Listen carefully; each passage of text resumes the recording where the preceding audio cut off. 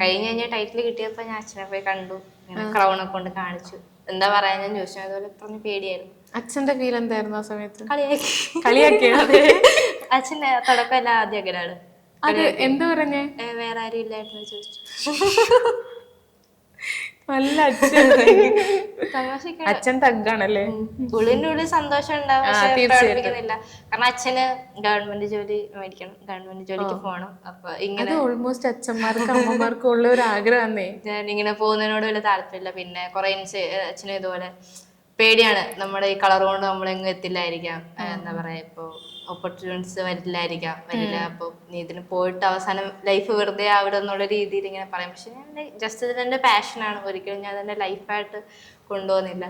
പിന്നെ അവരും കുറെ സ്ട്രഗിൾ ചെയ്തിട്ടാണ് എന്നെ ഇവിടെ വരെ എത്തിച്ചത്. എന്നെയാണ് ചേച്ചി M.Tech ആണ്, ഞാൻ B.Tech ആണ്. ഇത്രയും പഠിപ്പിച്ചത് നല്ല സ്ട്രഗിൾ ചെയ്തിട്ടായിരുന്നു.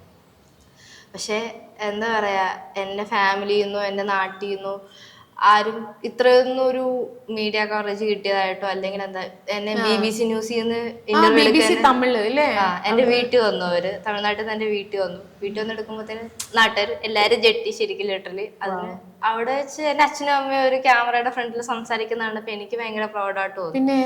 ലൈക്ക് അവരുടെ ലൈഫിൽ അവർ ഫസ്റ്റ് ആയിട്ട് അങ്ങനെയാണ് ചെയ്യുന്നത്. അവിടെ വെച്ച് അവരെന്നെ പറ്റി പ്രൗഡായിട്ട് സംസാരിക്കുന്നുണ്ട്. എനിക്ക് എന്റെ കണ്ടൊക്കെ ആസ് എ ഒരു മകളെന്ന രീതിയിൽ എനിക്ക് അവർക്ക് കൊടുക്കാൻ പറ്റിയ ഏറ്റവും നല്ല ഗിഫ്റ്റ് ആയിട്ട് എനിക്ക് തോന്നുന്നു.